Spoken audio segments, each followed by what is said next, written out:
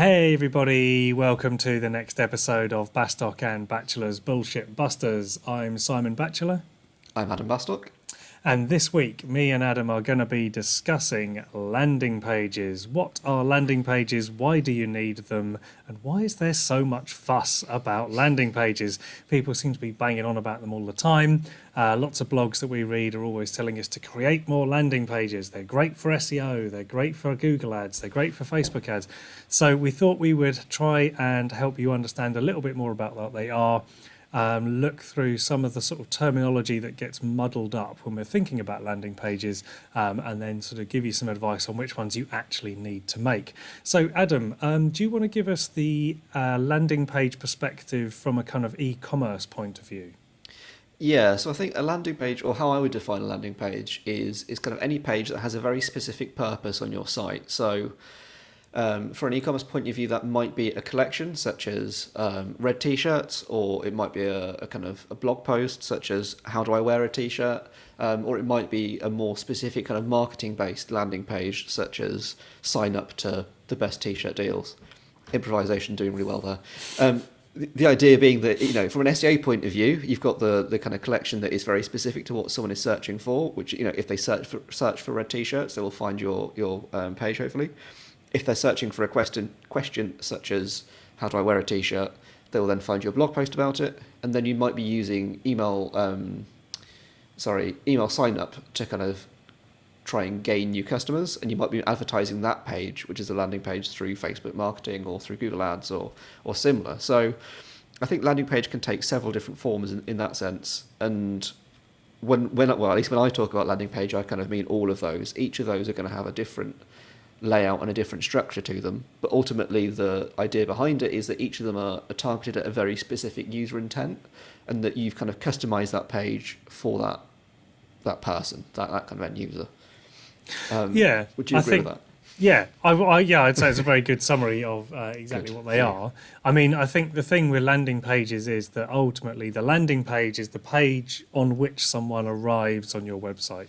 So if you were to type in, magicalseo.com, which probably exists, so I wouldn't go looking for it, but magicalseo.com, you will land on the homepage, and the job of that page is to introduce the business, why they do what they do, how they help the customer, and then to let the customer work out what it is that business actually does. However, when you are talking about what you do more specifically or in more detail, so perhaps you've made a page that answers a specific question, as you said earlier, kind of like maybe you had made a page called like T-shirt trends of 2020, for example, thinking of your T-shirt theme, then you would post that on social media, say, and then people would land on that page. So you wouldn't say go to the homepage first and then search the blog for my article on the best t-shirts to wear in 2020, because already that's a complicated process to explain. You just use a link to take you straight to that page. So that page is the landing page. That's the page they land on. So you can use these landing pages in many different ways, and I guess in e-commerce they're quite good for collecting products together. So they're either a collection or they're a category page in WooCommerce is what that would be called. So the sort of default pages that e-commerce spits out are just products with a title. There's not much to them. There's nothing there for humans really in terms of like, why am I here? What is this page all about? So they make very bad landing pages out of the box, I think. They always need a bit of help in terms of explaining, well, it's almost like just signposting. You are on a page all about this. This is how they help solve your problems. Here are the products that we offer to help you solve that problem. So I think in that sense, a landing page can be a catalogue or a group or a collection. The one thing I would say, I don't feel like a landing page is a product page, because I think there's a very slim set of circumstances where you would direct someone straight to a product. And the only thing I would do that with is Google Ads, for example, because someone's hot to buy, they want to buy that specific thing, they know what they're looking for. But for example, with our clients with e-commerce, we always recommend they send people to category pages, because it just shows people the range of what you do. You're not saying, here is the one thing we've got to solve your problem. You're saying, here are the 5 things we've got to solve your problem. Exactly. I think very quickly on that, the only time it would kind of that breaks that rule is if you're looking for something technical and you're searching for a specific model number or something like that. It's if you're searching for Dell XPS 13, 32 gig, 2012 or 2020 or whatever. That's when you might get a product page as the first result. But on the whole, I think you're more likely to be searching for best laptop 2020, and then you'll be landing on a collection of those kind of products, because best to you is going to be subjective to someone else, and that collection page is going to be addressing both of your needs in terms of that what best means, and educate you, and then, as you say, show you the 5 solutions to that. Just very quickly, another thought as well is this ties up really nicely with one of the reports in Google Analytics under the behavior tab, where there is a section called landing pages, and if you click on that, it will just show you the top landing pages of your site, which essentially means the top pages where people are landing on your site. Where are they first interacting with you? And that's a really good report to have a quick look at and see where people are coming in, because it might surprise you. Yes, yeah, that is definitely a good way of identifying where that traffic is going, and therefore where you actually need to put your focus on making sure that content's there, which then I guess leads us neatly onto, so what on earth do you put on a landing page? Yes. Well, I think a landing page is there to answer a question ultimately. So that question might be kind of like, okay, you sell sleeping bags. Why do I need to buy your sleeping bags? What's so good about your sleeping bags then? Tell me all about it. And it's your opportunity to do that bit of sales. So you need to identify very quickly to someone that they're on the right page. So you do that with a hook, with like a really quick, like one-liner. What on earth am I doing on this page? And then that's when they're deciding whether they're going to stay on this page or whether they're going to go somewhere else. Ideally, you're going to get that one-liner just right, and you're going to keep them on that page.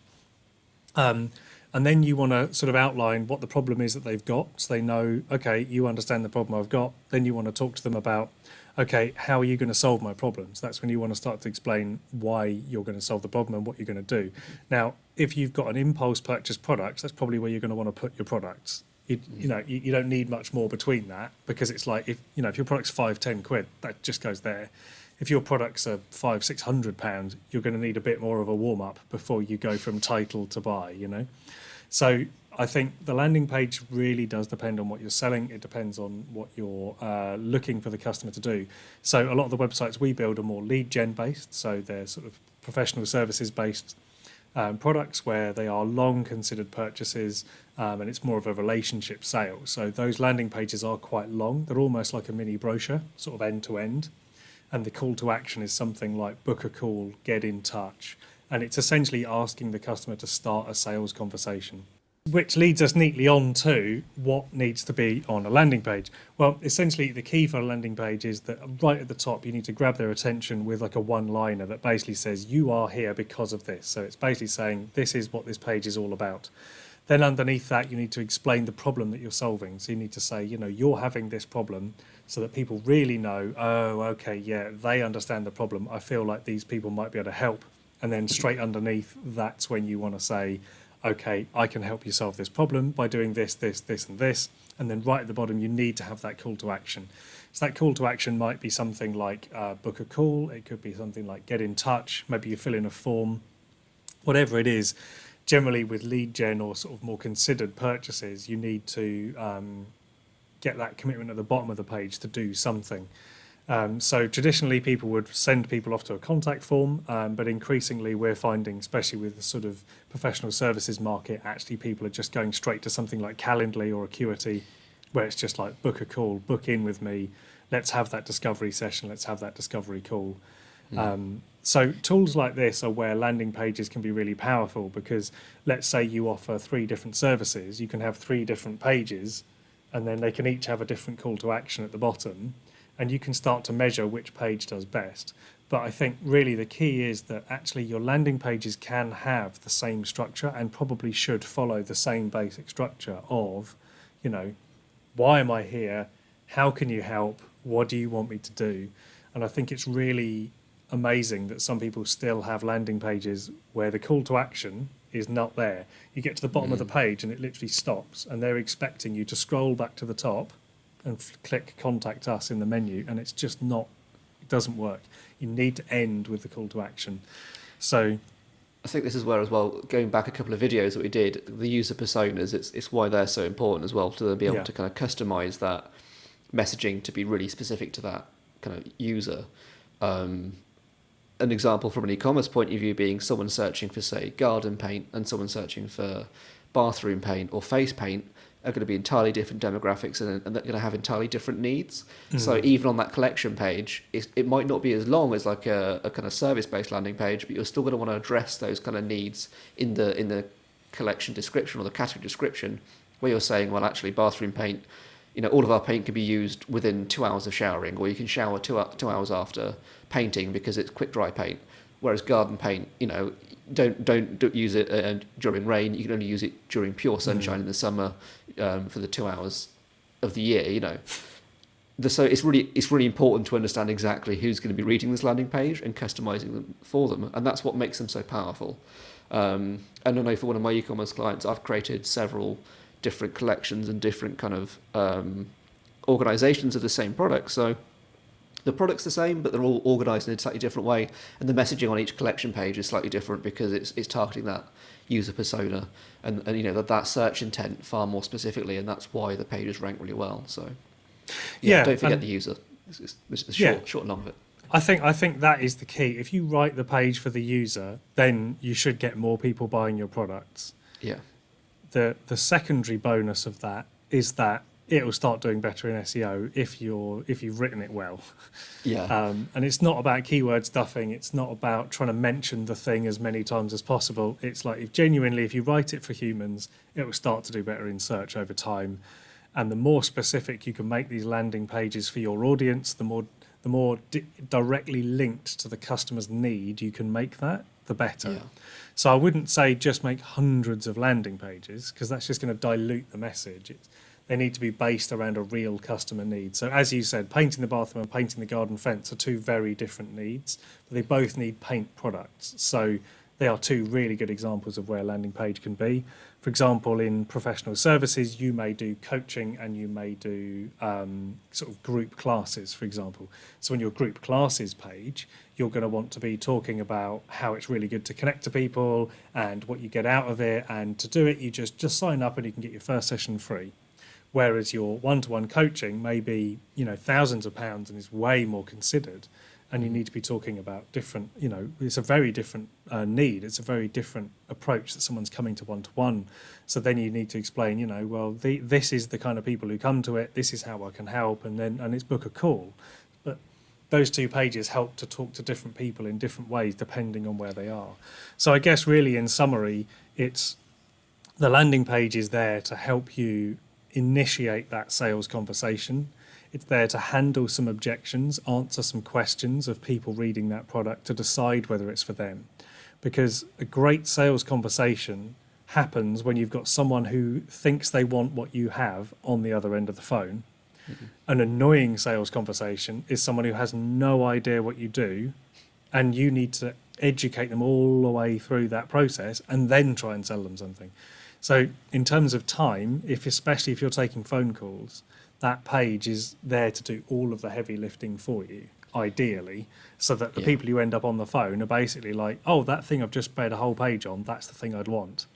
And I guess in summary for e-commerce, you're trying to handle some objections and answer some of the questions people might have, which stops them hovering over that buy button and makes them click the buy button, because they're like, I wonder if this bathroom paint is the right paint for a garden fence. And they're like, oh, no, it's not. It's obviously not, because I know all the things. Oh, they do. You know what I mean? It just helps people know where they're supposed to be. And then they might say, well, how quickly does it dry? Oh, it's just above there. Brilliant. And then buy. It can be the difference between a hover and a click, I guess, is the thing on SEO from an e-commerce point of view. So have you got any other sort of thoughts on sort of landing page tips? And I don't think so, really. I think a lot of people get kind of confused and don't act on landing pages because they're kind of scared of it's a fixed thing that you have to create, and it's a very specific kind of format, which I think, to a certain extent it can be, but a lot of the time it's more just about just create a page that is very specific to a certain user's concern, query, or intent. Whether that's an e-commerce page, a service page, or like a blog or something like that, those can all be landing pages. It's not like a landing page is a specific category or type of page. It is more just a page that a customer will find incredibly useful, and, as you say, handle all those objections and give them a very clear call to action of, do they want to book a call with you, or do they want to buy your product, or do they want to read more about your product, depending if it's a particularly high value thing. And yeah, just create more of them would be my kind of main tip, because a lot of people I see, kind of a lot of kind of service-based companies I've come across that are asking for SEO help, I've had to kind of turn away a little bit and say, look, you've got one page that says services. That's not actually telling me what you do. It's not telling any of your potential customers what you do. Go away and create 5 to 10 different pages which directly handle each of the services you do. Because if you're doing wedding photography in Edinburgh, but you also do kind of pet photography in Bristol, those are two very different demographics that are going to need their own landing pages created to both rank for SEO, but also just if I get a pick of a business card and land on your website, I want to know exactly what those services are, and I'm going to have entirely different kind of concerns. So Yeah. I agree with that. Just do more. Yes, That's my exactly. summary. Yeah. Last words. If in doubt, make one. That's Yeah, definitely the exactly. advice. Yeah. Excellent. Okay. Well, if you've got any requests or questions, then you can get in touch with us with the LinkedIn details in our bio. And you can also subscribe to us on YouTube, on Spotify, on Apple Podcasts, Google Podcasts, all other good podcast outlets. So we hope you've enjoyed this episode, and we will see you next time. Thank you very much. Bye. Bye.